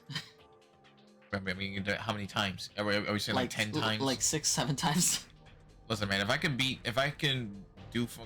doing Hades like fucking like 10, 20 times. No, but Hades has different. I understand Hades. I've beaten Hades too. I've beaten Hades 100% on the Switch. Like it's a great game, but it mixes up things a lot more. Like I'm telling you, it's like I liked EDF 6, but I would never replay EDF 6 ever because it made I thought I considered dropping the game like on mission 80 because by that point we had already gone through the loop multiple times. And there was like 160 missions. Actually, how many missions are in EDF 6? Hold on. How many missions EDF Think long and 6? hard about which weapons you'll take into battle. 147 you can missions. only take 2 with you, so it's a good select a stage. That was 53. Okay. Triple this. Okay, I played longer games. It's very long. I've played longer games. Single player is much shorter. I played. I mean, much longer than when we were fighting each other. I played longer games. Oh, you're a maniac. Listen, man, if I can spend 111 hours in Persona 5 alone, or 107 in Persona 3 Reload, God knows how many hours I sunk into Skyrim. Just replaying Fine, that over I will and over. tell you what. I'll get you EDF 6 on PS5, but you need to beat Medieval first. Okay. Beat Medieval first on the channel. I don't have nothing to record that with, first of all, and even then, I'd rather do PC games. Okay. I'll Why figure. you gotta I'll expose me like fine. this? I'll figure out a good game to force you to play for your channel. You beat that game. It won't be like a 100-hour game. It'll be like 20 hours or less game. You beat that game, and I'll get you EDF 6 with its DLC expansion that adds like 60 more missions. Everybody's gonna be thinking like that. Wow, TitansBane is just a cheap bastard. No, I'm just very. I just like to force by giving stuff away. But anyway, You're like, he's a cheap bastard. He's ungrateful. He offered you something, and you're like, nah, I want something else instead. Nah, just take my word for it. I give him a lot of stuff, like a lot of stuff that he's probably not gonna touch. Like I I anticipate any negative comments, like, because like I just anticipate what they might say. Like, hey, I've already said it. I'm self-aware. You don't need to bother. But anyway, that took us, well, okay, that says 14 hours, but it's not. This would all be cut in my version, and then everybody's all like, this bastard, he's trying to hide the truth. Go watch the real. Okay, so yeah, that took what, like, to save your game. Yeah, about 5 hours. 5 hours-ish. Maybe 6, because, like, not counting. Like, I think this said 8 hours before, so like, yeah. Like 6 hours-ish. Select your weapons before deployment. For us, we're at an hour and 45 on this recording, yeah. Which is impressive, the number actually. Of weapons you can choose from is smaller first. But yeah, that is you find new weapons Earth Defense Force. There are many different weapons. 2017, the first one that we got in America on original Xbox 360. There are other EDF games that were before this. I don't know how many. I think 2. I think this is technically the 3rd EDF game. But it's the first one that came to the US, and in my opinion, if you care about the stupid, weird story lore stuff of EDF, this is probably the best place to start, because other games will reference back to this game in particular, specifically EDF 4 and EDF 6 will be like heavily referencing stuff from this game, or like world events and conversations from this game will be in those games. But yeah, that is Earth Defense Force 2017. It is a little bit of an arcadey, a little bit repetitive, a little bit arcadey, but I have fun. I really like this game. I like this game a lot. I don't go too much into it. If I'm gonna go into an EDF game, I typically go to 5. Despite 5 being twice as long. Actually, how many? Okay, you know what? I have it already loaded. How many missions are in EDF 5? It's gonna tell you, like, there's over 300 missions. No, there's not.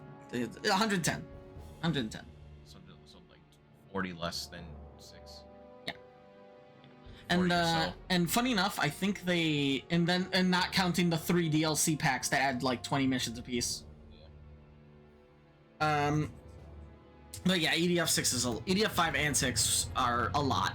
But EDF 1, it's much shorter.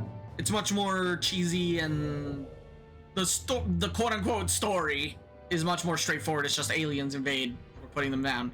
There is a little bit more meat to chew on with 5 and 6 as far as story, especially 6 as far as story is concerned. But this is a good one to just like jump in, go crazy, use whatever the hell you're gonna use. But I will say, objectively speaking, 5 and 6 are better gameplay wise, because you get multiple classes, and one of those classes is actually my preferred play style. Called Wing Diver, because they can fly and they move like 10 times faster. Yeah. But their ammunition is their jetpack fuel. Like, it uses energy. So you gotta, like, you can't spam your weapon as much, and their weapons are weaker on average, but you have the ability to fly, but you also start with much less health. So you start as a very mobile mosquito. You get better weapons, but like the ability to move fast is the big bonus, and that makes it worth it. But anyway, that is gonna be it. Thank you so much for watching. Leave a like, subscribe, check the description below for lots of random stuff, including my Twitter, TikTok, and a bunch of free stuff. And if you have TikTok still, Yeah, if you have TikTok still, depending on what country you're in. And probably most important right now, a link to my buddy here, TitansBane's channel on YouTube. He is currently, at the time of this recording, in the middle of Blackrock Shooter and what other games? Doing Blackrock Shooter the game, Momodora, Moonlit Farewell, and Mary Gear Solid 2. And he'll eventually get to Half-Life also, I think, at some point. I already did Half-Life. 2. Probably, because at least 2 is easier than 1. Or is it? It is. Or is it? I don't know why you're saying is it with a question, because it is agreed that it is. Or is it? Boy, I don't even know if you ever even played Half-Life 2, so... I haven't. I played some of Half-Life 1, I have not played Half-Life 2. I think I played like a week. I think I played on someone else's Xbox. On the orange box? No, on somebody else's Xbox. Yeah, the orange box. No, I mean, back when Half-Life 2 first came out. Yes, the orange box. I don't even think the orange box was a thing yet at that time. Are we talking about OG Xbox? Yes. Oh, okay. Yeah. Half-Life 2 on console with the physical disc release. You played the worst version of Half-Life 2. Yeah, I played like an expansion, I think. Not even the main game, an expansion. Okay, now no, you played the orange box because the OG version. I remember it having like, what was it? It was like 6, like a bunch of expansions. There was 2 expansions. There was episode 1 and 2. Hmm. And I think I played episode and the original 2. and the original version the original Xbox did not have episode 1 and 2. It was only just Half-Life 1 or Half-Life 2. Keep in mind this was like when I was like 12.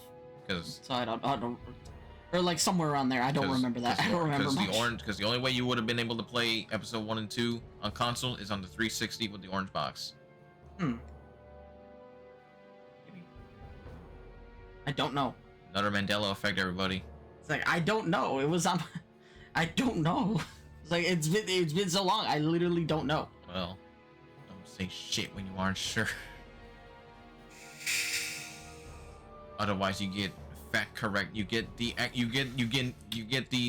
emoji glasses with the actually. So anyway, description. So anyway, I'm removing the link to TitansBane's channel from my description. 10 years of friendship over because I fact checked them. Shut up. Yeah. Me. Can't take the criticism. But no, thank you for watching. Description, like, subscribe, check for TitansBane's channel. Thank you, TitansBane, for joining me on this weird random adventure that literally popped in my head overnight. And I promise I'm not this much of an asshole on my channel. Yes, he is. Don't believe him. He's a piece of shit. Don't watch him. Don't believe his lies. Anyway, I was like, yeah. He's like, you know, I can hear you, right? No, you can't. The score's still open. No, you can't. Shut up. Shush. I have it on mute. I just give you earmuffs.